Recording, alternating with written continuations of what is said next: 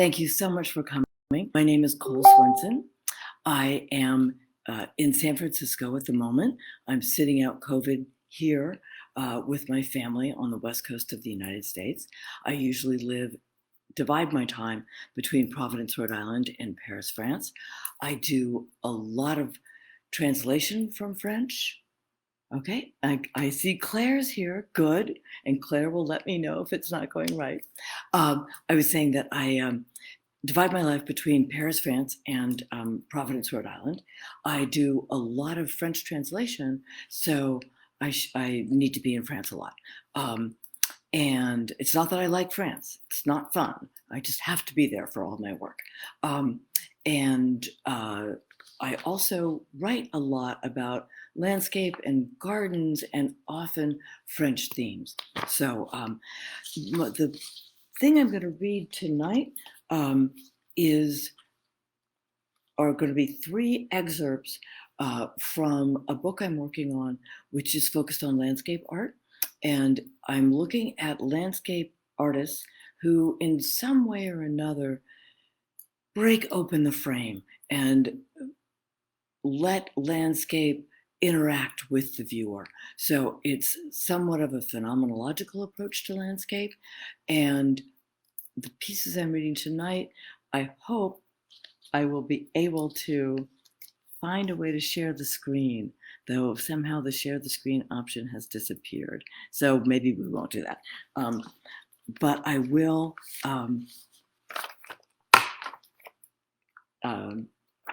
begin the reading. So the first piece I'm going to be reading is about Christo and Jean-Claude and their project, The Running Fence.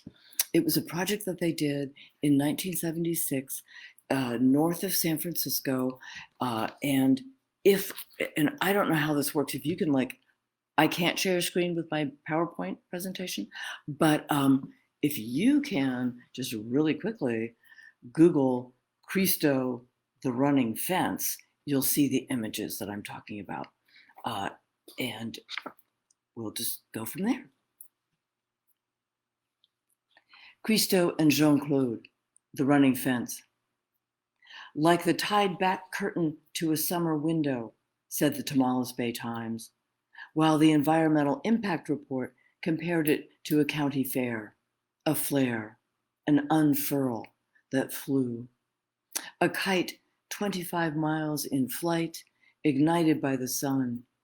How did the birds respond, especially the raptors who spend their lives riding the currents of air, showing that the atmosphere is also constructed of hills, slopes, curves, valleys, moving not unlike the fence in its slow streak of geographic sweep, a lighthouse drawn with a long phosphorescent brush. What did it look like in the moonlight? What did it look like from the moon? And then suddenly, all the animals within miles awake, making a thin line drawn in lime arrive at a great wall that walled nothing in. It took 4 years of fighting authorities at all levels, individual, local, county, state, and federal, to get the permission. One of the recurrent complaints was extravagance, millions of dollars for a completely useless work of art that most people couldn't even bring themselves to call art. But far from being wasted, all those millions were earned by someone. Engineers, manufacturers, planners, measurers, cutters, sewers, builders, drivers, monitors, photographers, and ranchers who all contributed to its creation. And a good many of them were local. It created a small economic boom in the region. The 4 years of negotiation were above all about getting the agreement of the community, a community that the project built by bringing them all together around the work. In short, the community that was created by creating the art was a central element of that art. It didn't make it, it was it, including even the people who opposed it. If you were there at all, you could not be a part of it. You played a role in the continually unspooling theater, and in that way, their work is completely realistic. Jean-Claude and Christo were born on the same day, June 13, 1935, she in Morocco and he in Bulgaria.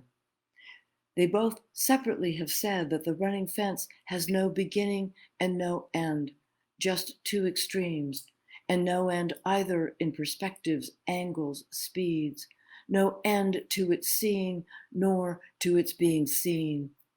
The only beginning or end it had was temporal, and that was absolute and embedded in its very title, Running Fence, Sonoma and Marin Counties, California, 1972 to 76.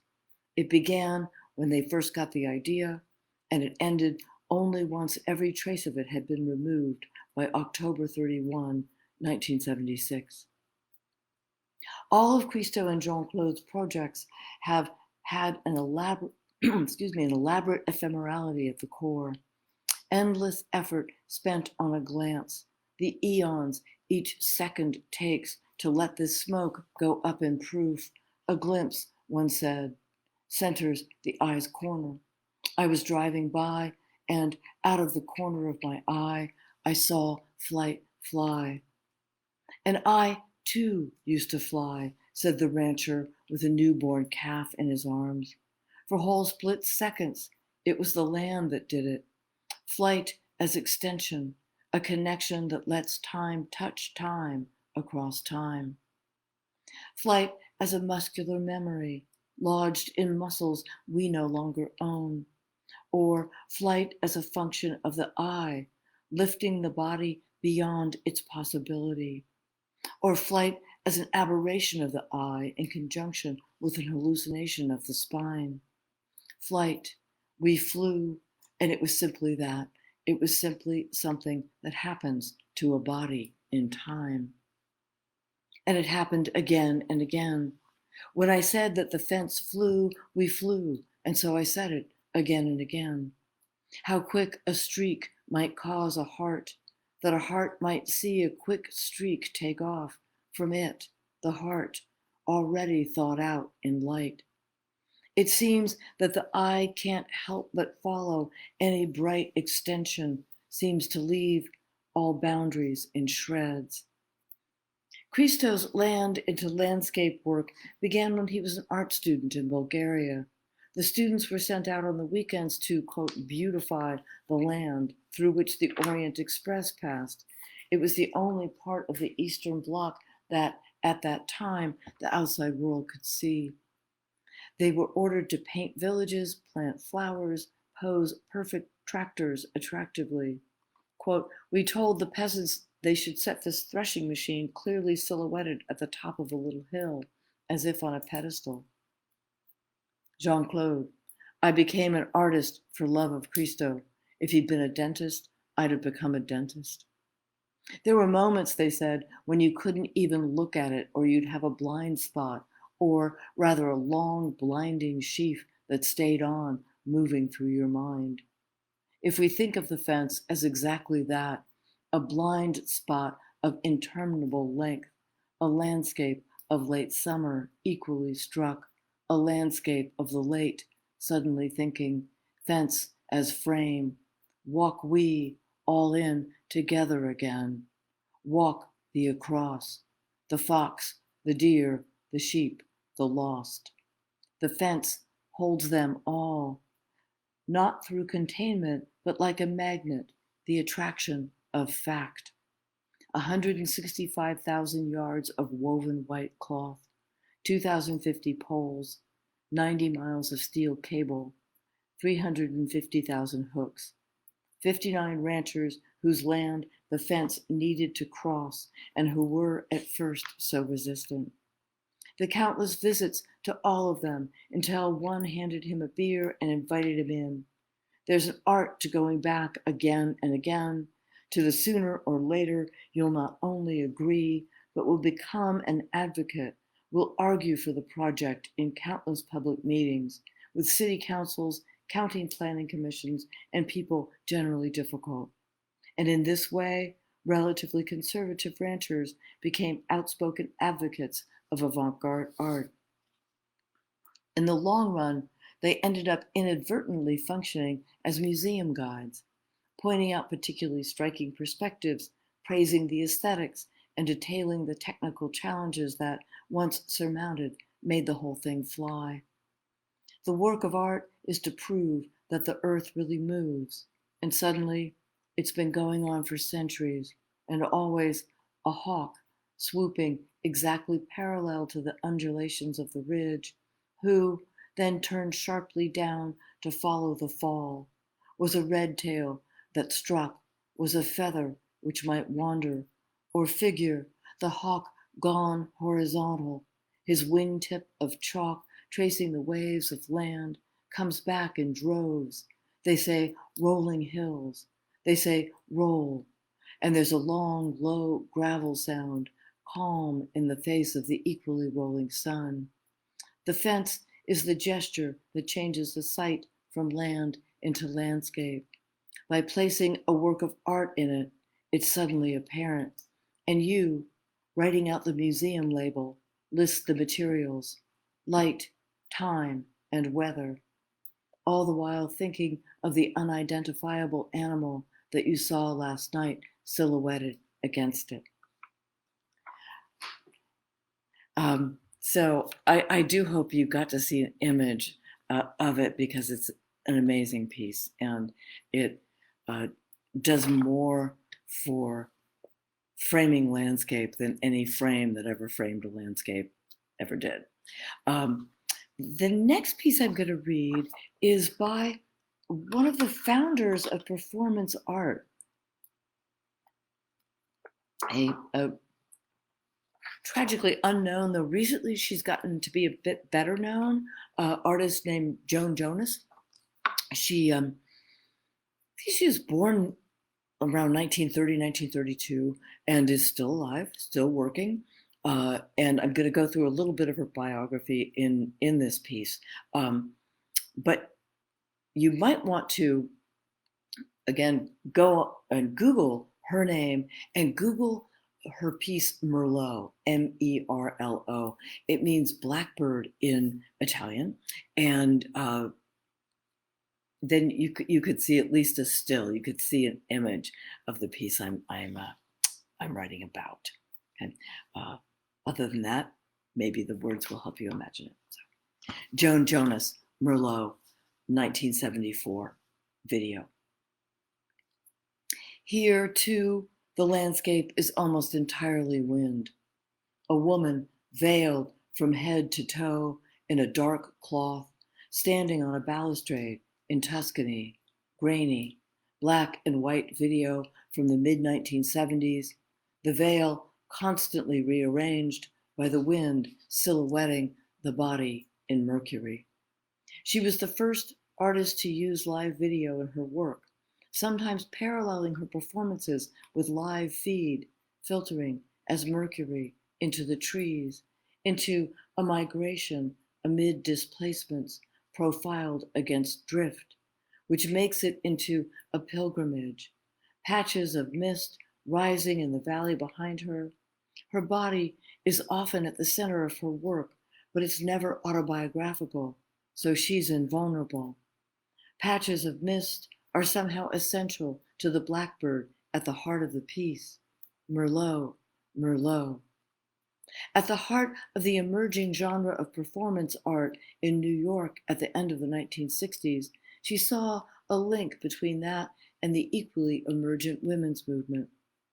The woman is tall across the broad valley, across the dark field, with the dirt road running under the trees, full of blackbirds, full in darkness, somewhere farther back there. Her stepfather was an amateur magician, and so as a child she fell in love with sleight of hand, the slight and that sees no end, under the trees, full. Though, in fact, farther back there, birds appear throughout her work.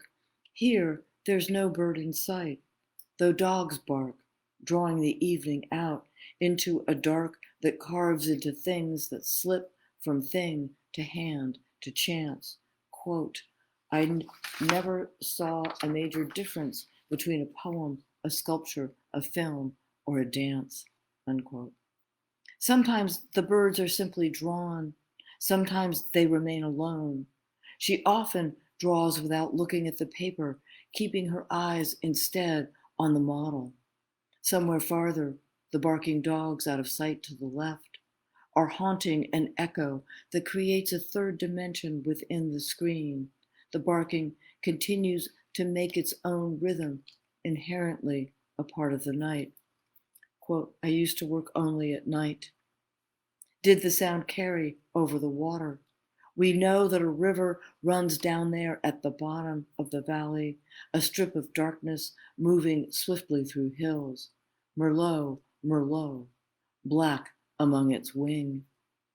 Among the animals throughout her work, all haunting an echo of mythology and fairy tale, every animal is, in fact, its own myth, hauling centuries along inside it.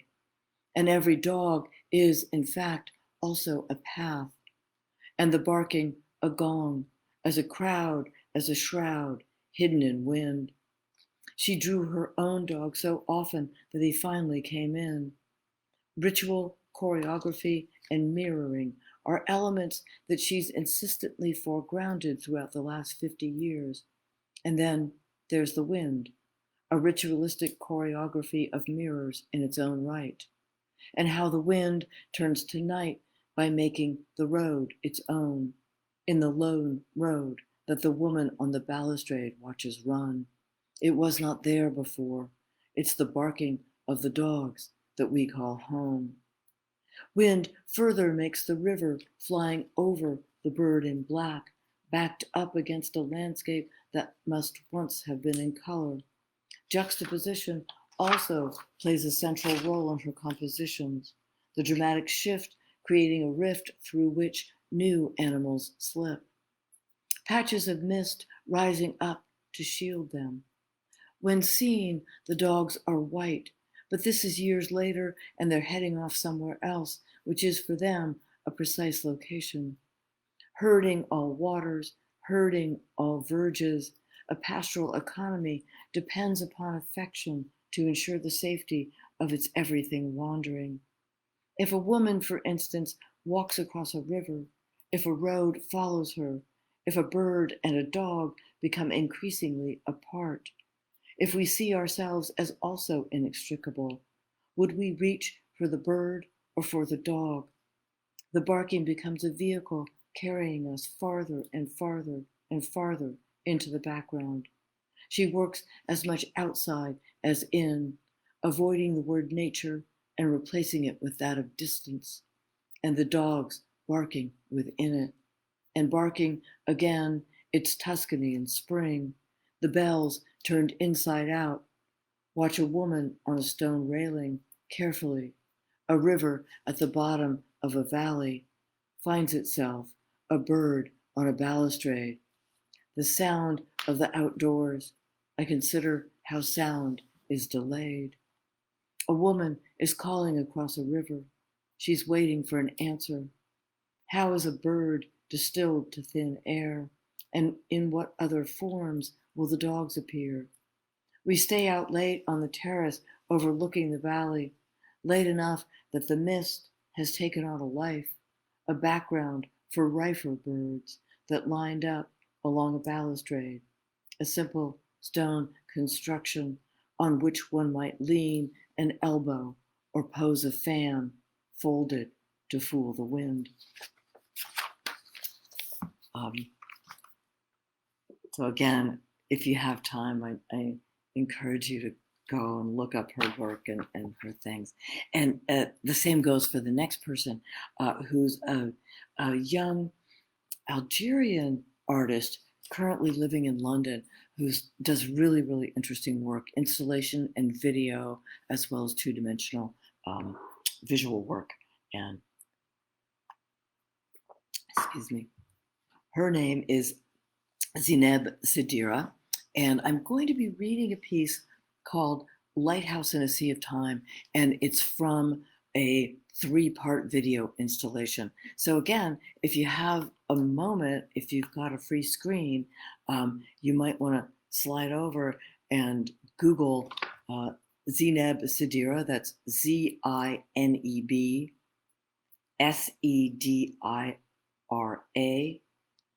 Lighthouse in a Sea of Time, and you'll get the images, and they're just gorgeous. They're really strong. So I'm going to leave just a minute for you to maybe do that, and then I'll start the reading.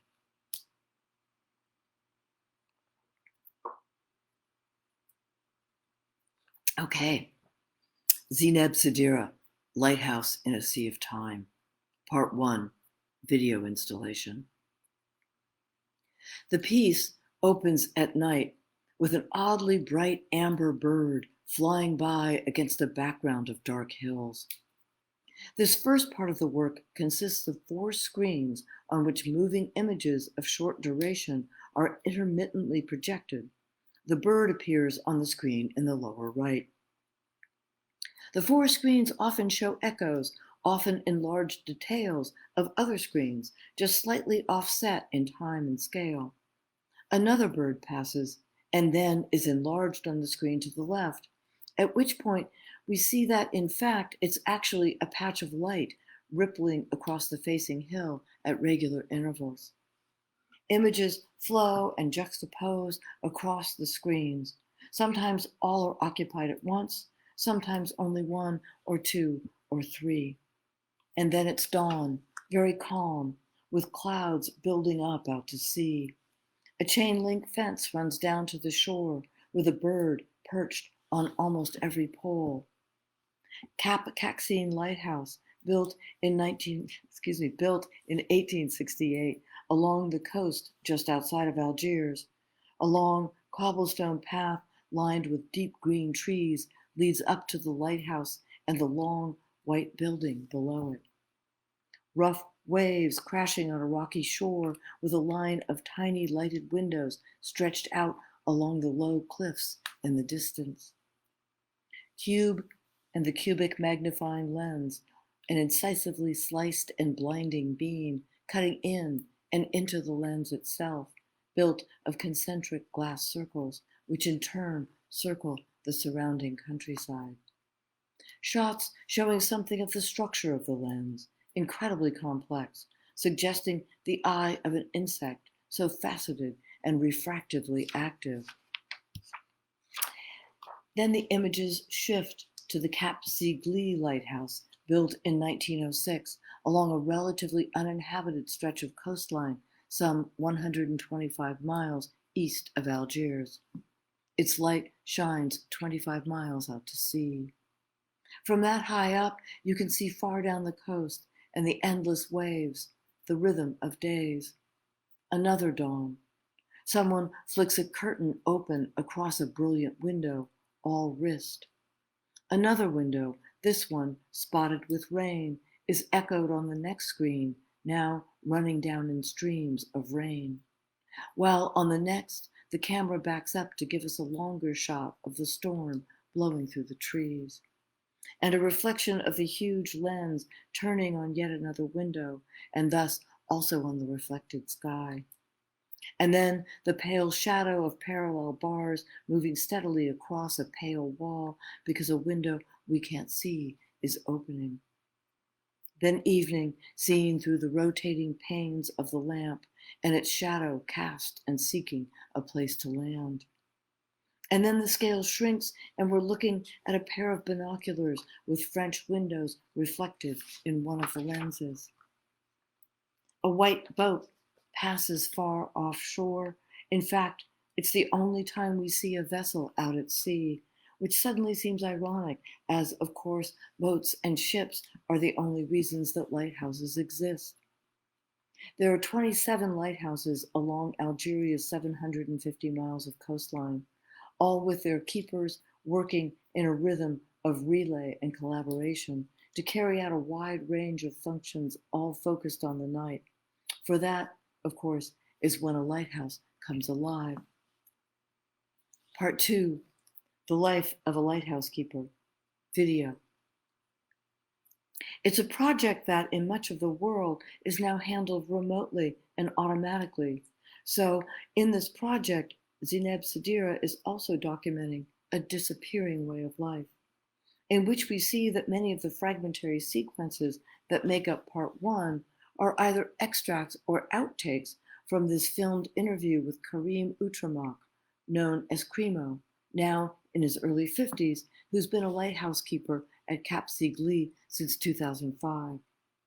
His story is striking. Having, when times were tough, taken to camping in a small stone hut below the Cap Sigli lighthouse, he began wondering about the life of the lighthouse keepers. And after much observation, he decided that it was simply a dream. And so it became his dream. And though the details of the story are not given in the film, he did, in fact, become one of the keepers of the Cap Sigli lighthouse. We are in the presence of a man who is, I want to say happy, but that's too frivolous a term. This is a man who has arrived at what he calls paradise. He's a painter and often spends the entire morning drawing and then paints at night, and a fisherman when the sea is calm. His boat is blue, the same blue as the sky and as the shutters and doors of the building where they all live. I will never move out of the Cap Sigli lighthouse. He speaks of the peace and of the wild landscape that he feels is a part of him. I will never leave here because I am here, in the sense that it is what rather than where I am. Cremo, washing the huge windows of the lantern room, his sweeping gestures over the glass, a kind of choreographed semaphore, which is indeed a signaling, but this time inward into the great lamp. The cleaner the windows, the farther the light. And I'm going to stop there. That's kind of halfway through that piece, but for the moment, that maybe seems like a good thing. I'm going to shift. I'm going to just read for a few more minutes, but I wanted to. My hair's getting long. I too haven't had a haircut. I know no one has. With the lockdown, no haircutters around. I'm going to shift to a book called On Walking On. It is a book from Night Boat Books that came out a couple of years ago, and it's on the relationship between walking and writing. And I was just interested in why so many writers are inveterate walkers. And so I was just wanted to explore that question and came up with absolutely no answers, but had a great time walking even more than I usually do and reading lots of writers' talks and about their own walking practice. So I'm going to read a little section here.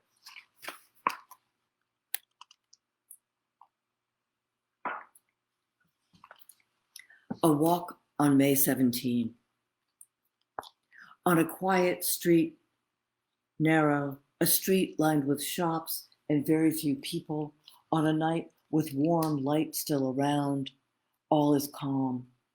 I'm walking east on the quiet street, 9 p.m., and a very well-dressed, even elegant and handsome man, mid to late 30s, smiling, stops me, I assume to ask directions, and asks for spare change.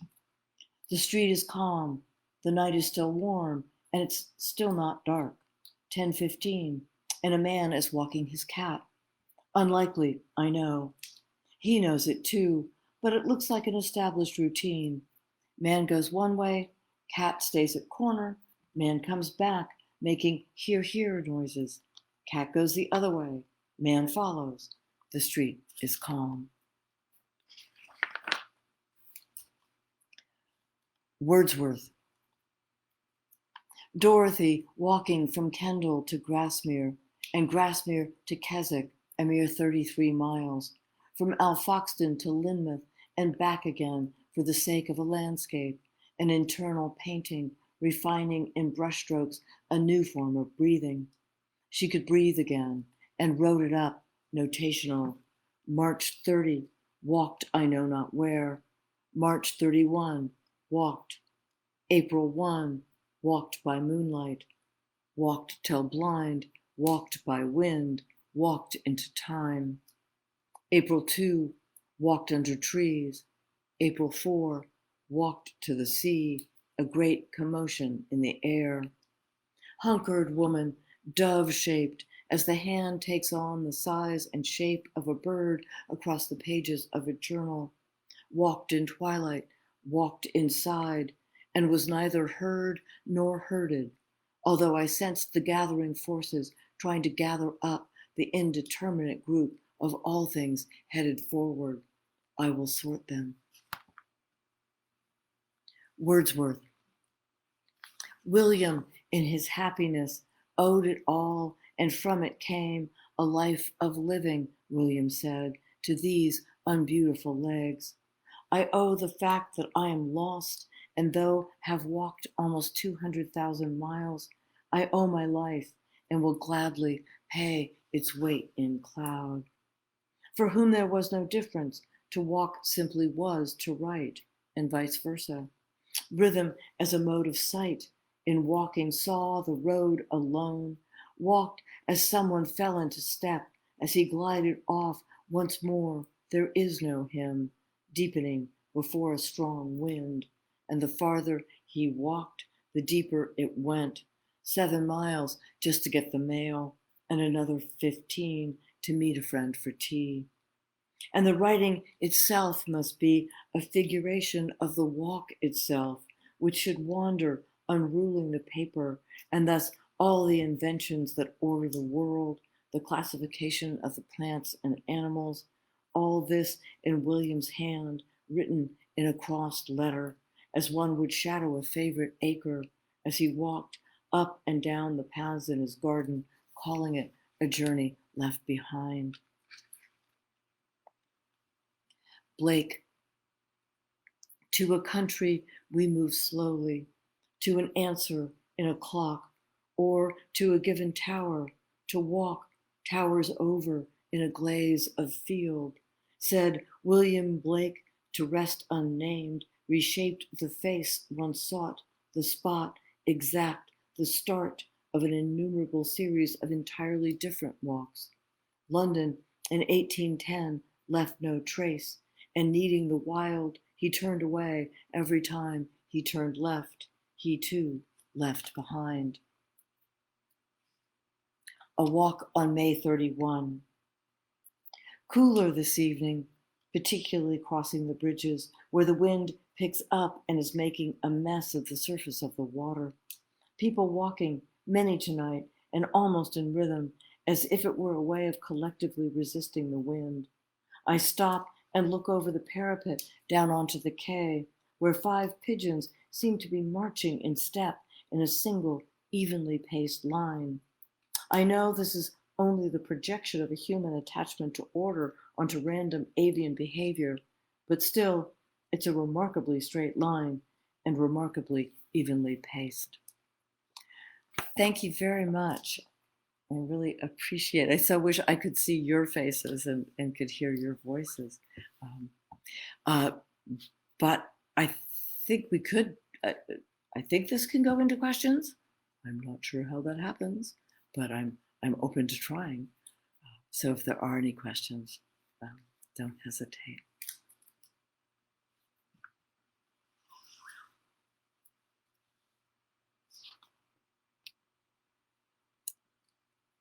Okay.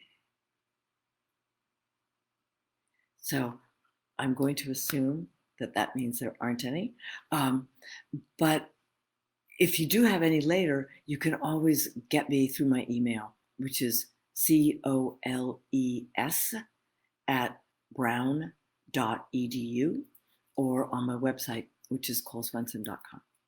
Thank you so much, and I hope to make it to Australia and get to meet some of you. All right, bye now.